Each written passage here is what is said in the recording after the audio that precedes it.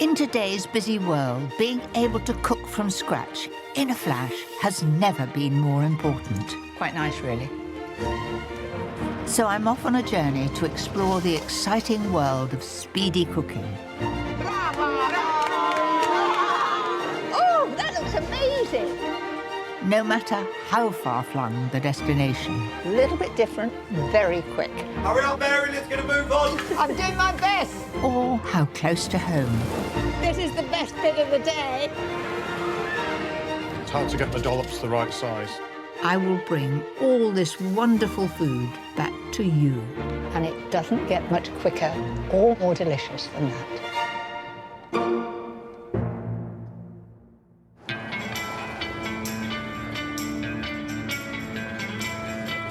I've always enjoyed a day and a night on the town. Like millions of others, one of my favourite places to visit is the bustling West End of London.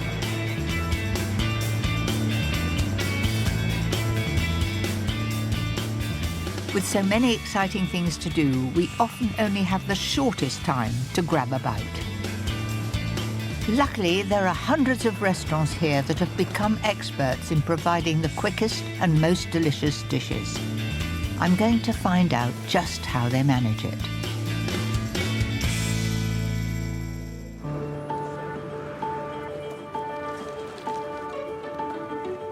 While the area is slowly waking up for the day, my first stop is one of the West End's best-loved cafes, the French patisserie Maison Berthaud. It's been serving up delicious sweet treats for well over a century, but at this time of day, people flock here for a quick breakfast. It's their pastries that are in most demand.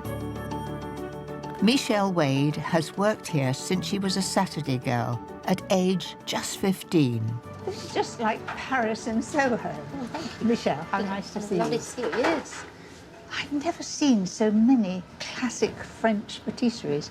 And as I came in, I saw croissant here. Oh, these are ham and cheese or cheese, and these are the almond croissant, which is a very heavy recipe, which are quite substantial. People normally have half and take half home. Well, they look pretty generous. I remember when I was a little girl, you couldn't buy croissants anywhere else, and now they're everywhere. So have you been here forever? Well, I've been here a very long time, but the shop's been here even longer. The shop's been here since 1871. That's the picture. I know you're not going to be in there, but Really, I worked for the man at the end with he's got his arms crossed. I worked for his son, which is So you're quite a lot. devoted to the shop? Yeah, I love it. I love it to bits. Many of the cafe's cakes and pastries follow the original recipes brought over from Paris by the founder, Monsieur Berthaud. Fruit tartlets, oh, and eclairs. And is that Mont Blanc? Yeah, this one is a little Mont Blanc, little mountain, with chestnut puree and fresh cream. Oh, delicious. But to create all these wonderful pastries takes a lot of hard work.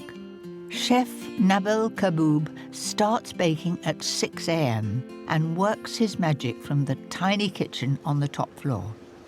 Ah, and so what's that? This is lemon tart. A lovely glaze of apricot marmalade. Apricot jam, yes. Well, it looks pretty tempting. Yeah. The staff here are so busy that they rarely get time to cook for themselves. So I've offered to make them the quickest French-inspired classic that I know, my Gruyere cheese and chive omelette. So I'm going to do a couple of eggs, just a dash of water. Just whisk that with a fork.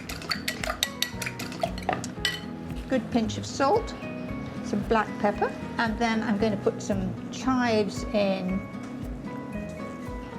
Melt a knob of butter in a very hot pan. Then Nice tip one. the egg in, all in one go, and I stir it from this end here, because I want that end to get really brown when I tip it out on the plate. If a bubble comes, I give it a bang, otherwise you get uneven browning.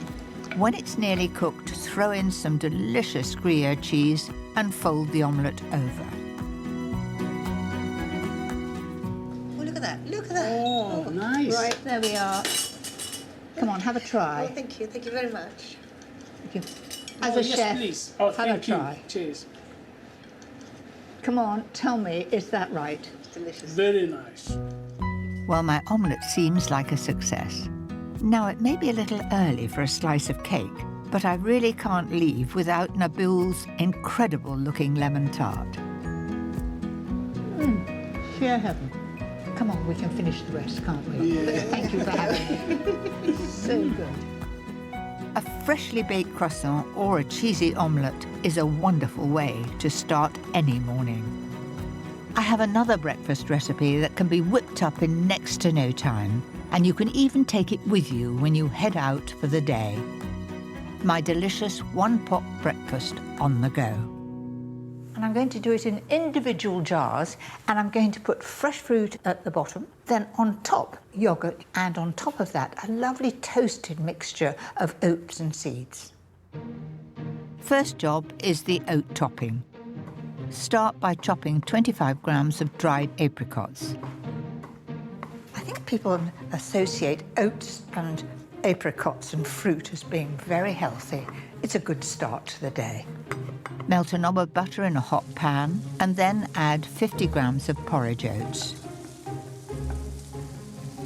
Then I've got some pumpkin seeds, about a tablespoon, and a tablespoon of sunflower seeds. Now you really must watch this because with the butter they can get too brown. So I'm just going to toast them, and particularly with seeds or nuts, toasting them adds to the crispness as well as the flavour. You may get the odd snap and pop. Did you hear it toward it? As the heat has increased in the pan, they're positively jumping about. That's taken on enough colour. If you do it too dark, it'll be bitter. Finally, add the chopped apricots and 2 tablespoons of golden honey. And you can see now it has taken on that pale golden look, and it smells lovely. So I'm going to tip that onto a cold plate because I want it to be cold. So while that's cooling down, it's time for the fruit and yoghurt. Right, I've chosen to use raspberries and blueberries. So we'll drop, say, 4 into each one. Then I've got these lovely blueberries, the nice big ones, fruity ones. So there they are. Now add a generous spoon of rich and creamy Greek yoghurt. Soon as that wonderful oat topping has cooled, sprinkle it over the pot. A couple of spoonfuls. Beautifully crispy. Press it down like that. I think that's one of the best breakfasts to have on the go. Fruit, yoghurt, and a lovely toasted oat topping. The West End has always had a vibrant and diverse culture. It's been home to countless migrant groups over the centuries who've brought their wonderful food with them. Some of the country's first Greek and Italian restaurants opened here in the 1920s. And it was an Italian who kick-started our modern coffee revolution back in 1953, when he opened the UK's first espresso bar not far from here. There are now over 40 coffee shops in Soho Square Mile alone. Where there was once just a cappuccino or an espresso on offer, today there's a whole menu to choose from. I have never seen so many types of coffee. It's a bit like a cocktail bar of coffees. What's this? A Marocchino is like espresso shot, chocolate, and All a right, coffee. I'll have that one. Dino Shahini has been in the coffee business for 20 years, and his pride and joy is a beautiful espresso machine. Well, we don't have many of those at home. It's a pretty good machine. Is it Italian? Thank you. It is Italian. It's 1961. It's the oldest one in West End. It is my baby. What I like is the theatre of this. Here we go. Cheers. Cheers. That'll wake you up in the morning. It does wake me up. I have 17 a day. No wonder you're so perky. Do you want to have a go? OK. Put that there. So that's the coffee coming Yeah, down. that's the coffee coming down. Well, this is a first for me. Barista berry. Press it Now I as hard press that down. hard as you can. And I'm about to do the next order for one of Dino's regulars. Can I have a cappuccino, please? Cappuccino. Can we do that? Of course. Right, cappuccino. Ready? So you want to press that Oh, yeah, down? this is... I feel as though I'm in a pub. That's his question. Yeah. Just put it all the way down, and you have to hold it. Now I know why I always go for a cup of instant in the morning. Then we need hot milk. That's the noise I remember in coffee shops years ago. The sim, you feel it hot? That's enough. You turn it on. Like this. Yeah. Spin it like this. I've decorated a few cakes in my time, but never a coffee. Keep going, like, keep going. Keep going, come all the way up. Whoop. Aye, very close. There you are, George. Oh, Fab, look at that, it's pretty good. Well, I had a go. Tastes all right? Fabulous. Well, it wasn't just the coffee that Italians brought to this area. They also introduced so many wonderful ingredients that we take for granted today. And obviously their food, which is still popular with the lunch crowds. I have a wonderful Italian dish that is perfect for a lazy lunch because you can make it in next to no time. I'm going to make a vibrant mushroom and asparagus risotto. All very easy, but there are a few basic rules to follow. To help this cook quickly, make sure to use the widest, shallowest pan you have.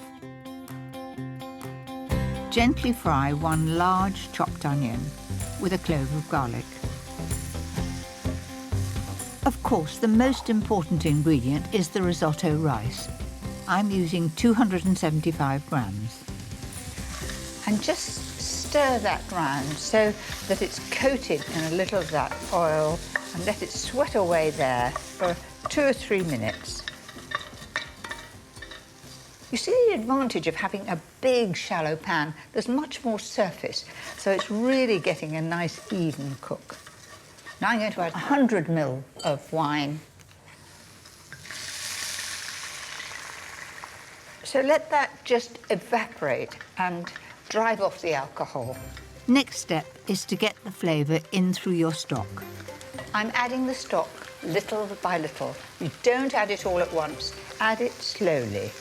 And it begins to sort of thicken up as you do it, and that's what starts to give a nice sort of creamy consistency. The onion becomes beautifully flavoured and goes right through the rice. When you can see clean patches in the pan, you know it's time to add a little more. While that's cooking, I'm going to prep the asparagus. Blanch in salted water for just 2 minutes so as not to lose any of the bright green colour. Keep stirring. Once the stock has all been absorbed, add 350 grams of button and chestnut mushrooms. Already that's looking pretty creamy without having the butter in, but let's put it in. Then all the chives. Look at them, lovely. And the crowning glory is 75 grams of coarsely grated Parmesan cheese.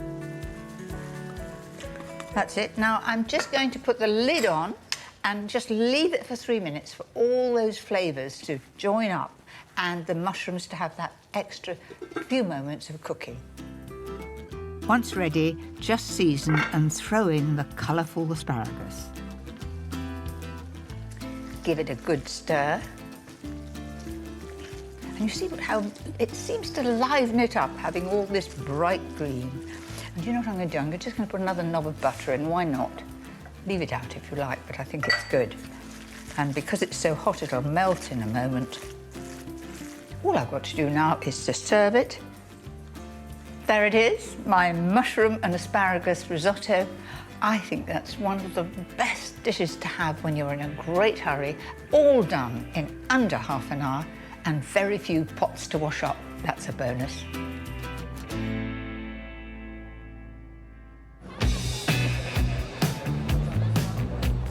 Luckily for us, the 1950s saw the arrival in the West End of even more wonderful food, this time in the form of Chinese restaurants.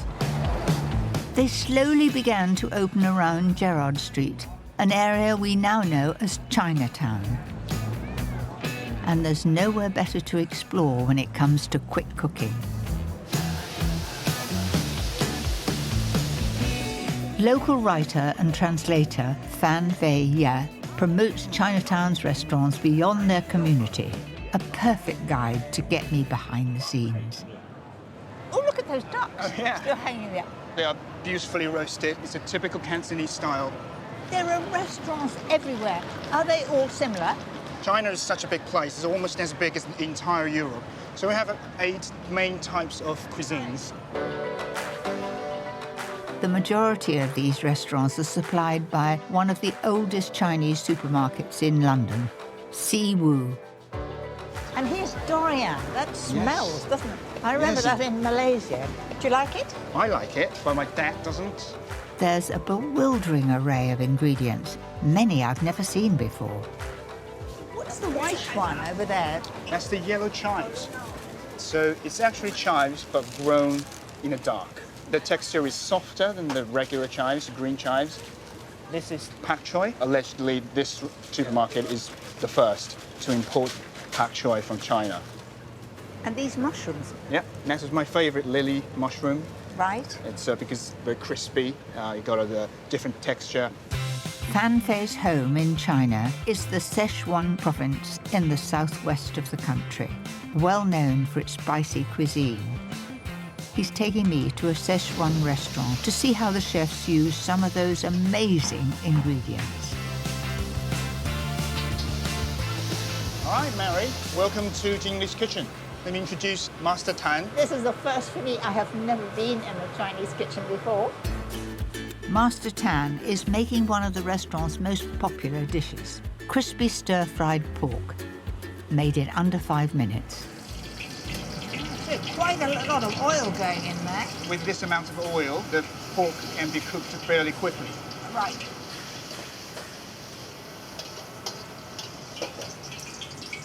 And what's that going in now? 刚刚放的是辣椒油吗? That's a little bit of a spicy oil. So now Master Tan is putting in fermented yellow beans. You can smell it, and also it's looking so attractive because it's just beginning to get a little bit crispy. Then putting the fresh chili. Mary probably needs to step back a little bit. Why are you catching it on fire? We can't do that at home. I mean, we could have all the kitchens on fire. To speed up the cooking process, and a light touch of fire will make the surface of the ingredients slightly crispy. It's amazing how quickly that was done.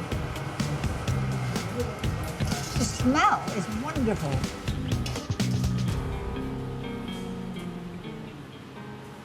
It's really beautiful. It's not too hot. Now it's coming. The chili is coming through, and the rind has become soft because we would automatically cut the rind off before frying, and it's good. I have my own take on spicy Chinese-style stir-fry, and it's just as quick as Master Tan's. Well, almost. Beef and pepper stir-fry. I love stir-fries because they're done so quickly. From preparation to finish, about 15 minutes. First job is to tenderize 200 grams of trimmed rump steak. The reason why I beat it out a bit is to get more strips, more pieces of meat, but I still want it pink in the middle. And now to the marinade. For the rich marinade, mix 4 tablespoons each of sweet chili and soy sauce, and 1 teaspoon each of Chinese 5-spice and muscovado sugar, the juice of a lime, and finally 1 crushed garlic clove. And I'm going to put 3 tablespoons full of this in with the steak and leave it for about 10 minutes. Just 10 minutes in the marinade is going to give the steak a wonderful depth of flavour. And this is going to spit when I put it in. These are quite thin. I'm only going to do them about 1.5 minutes. When I cut through them, I want it to be beautifully pink. That's had 1.5 minutes over. Just look at that. Gorgeous golden crispy brown. And the other side. In Chinatown, they add water to the pan to cool it down for a bit. I'm not going to do that procedure because I don't want any flames in my kitchen. I think that's just about time, and leave that to rest. So, on with the veg. I've sliced 1 onion, 2 red peppers, and half a Chinese cabbage. Chinese leaves are perfect for quick dishes. It takes a moment, especially the leafy part. That's it. In goes the onion, then the strips of pepper. When the onions and pepper have taken on some lovely colour, mix in the heart of the Chinese cabbage. Add the rest of the spicy marinade and 150 grams of pre-cooked egg noodles. And now combine all those ingredients together. It's the sauce that gives it its flavour. All that remains is to add the delicate leaves from the top of the cabbage and some freshly chopped coriander. Stir that. Make sure that it all gets coated in that wonderful marinade, and then I've got to just serve it and carve the steak on top. Doesn't that look good? Very colourful. And you just look at that. For me, it's perfect. If you want it cooked a little bit more, cook it a bit more, but I think that's just right. I think that looks wonderful. So that's it, my Asian beef and pepper stir fry, all in 15 minutes. You don't get much quicker than that. With the evening drawing in, Chinatown's restaurants become a magnet for anyone rushing to eat dinner before heading out for the night. Can you believe that almost 14 million theatregoers flock to a West End show every year? One of the longest running ones is Les Miserables. I'm lucky enough to have been invited backstage to meet the stars of the show, Dean Chisnell and Carly Stenson. Hello. Hello, Mary. Please come in. Come and see Dean, our... lovely. Nice to meet you. I'm Carly. Hiya. Right. Gosh, it's cosy in here. It's not room to swing a cat, but welcome. And what's all this then? Oh, my best friend's mum made me a cushion of all the shows I've done before, and it's taken pride of place in my room. There's no canteen here. So how do you survive? Because it's a very physical job. Little things in my cupboards to nibble on, but I tend to eat before the show. And the saying is in Les Mis that, oh, I'll eat when I'm dead, because near enough every character dies. So when you're dead, you eat. Which is why I can't eat during the show, you see. I see. I can't tell you how much I'm looking forward to seeing the show, but could I have a sort of preview of what's going on? Of course you can. Yes, yeah. Should we do a backstage tour? Yes, please. Follow me. So this is the stage right wing. We're heading on to the bit where you have to be dead silent, but you're all right to talk today. It's a little bit like a rabbit warren. And so here, you're sort of in the wings. Yeah. You've got to go on the a heart's time. racing and the butterflies are going. What are all these scribbles on the wall? Those scribbles are people who've been in the show over the various years. The first person was Judi Dench, because she was in a play next door, so she asked if she could sneak on, so they dressed her like a boy. So then she signed her name, and then since then, everybody has. So Can I have a look at this? please do, come on. Mary Berry is now coming onto the barricades. This is it. Can you believe that? It's wonderful to see from this angle, because I've only ever seen it watching, and it's a beautiful theatre. It is. It is. I mean, actually, the people who are sitting there don't get the view that we do. No. We get the best view in the house, really. How lucky I am to get to see both sides of the curtain.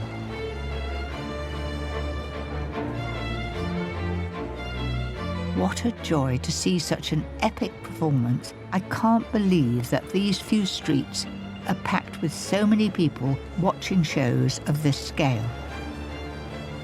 I have one very last recipe to share with you that is all about enjoyment.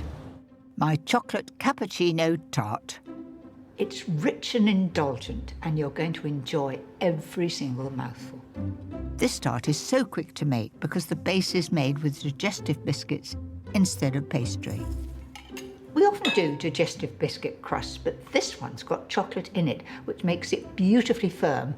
Also, makes it much easier to get off the base. Firstly, melt 75 grams of butter and then add 50 grams of dark chocolate. It's got to the stage of just being runny. That's it. Not a lump inside. Add the smooth mixture to the crushed digestive biscuits and give it a good stir. Then I'm going to put it into the base of this flan tin. Then with a spoon, just press it down all the way round. and push it into each of these little indentations. That will help when it comes to turns out. Pop the base into the fridge, and while it chills, start on the coffee and chocolate filling. Add 250 ml of double cream to 350 grams of dark chocolate and 50 grams of butter. Real butter, no substitutes. And then I've got some strong coffee. It's a heaped teaspoonful of coffee and a tablespoonful of hot water. There are a lot of very rich ingredients in there, so when the time comes, a small slice.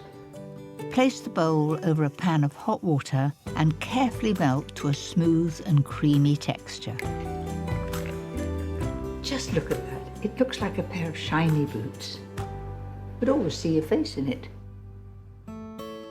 When it's cooled, stir in 200 grams of creme fraiche and pour over the crunchy biscuit base. Sheer indulgence. Chill until the filling is firm and remove from the tin. Magic. Finally, spoon on some whipped cream and finish with a sprinkle of delicate chocolate shavings. So that's my wonderful chocolate cappuccino tart. Such a treat and so indulgent. I promised you it was going to be special. As night falls, the streets, restaurants and bars of the West End are just as busy as they were during the day. Before I head home, there's just time for a quick nightcap. I hear the patter of feet. Hello, Mary. You must be absolutely exhausted, aren't you? It was truly wonderful. Oh, good. I took the opportunity of ordering something for you. I loved every moment, and there were a few tears. Oh, good. That's what you were looking for. We do. Yeah, we do means like. we've done okay. We do like making people cry for the right reasons. Let's drink. Oh, Cheers. Cheers. Lovely Cheers. meeting Well done. Lovely espresso martini. I love a night on the town. And I've certainly loved eating my way around the West End. What sheer bliss. Next time, Gosh, look at that. I head behind the scenes, Thank you very much. seeing how Speedy cooking We did 378,000 covers last year, so over 1,100 covers a day. keeps this busy airport moving. If there's an option between tea and champagne, it's champagne every time. I prefer champagne.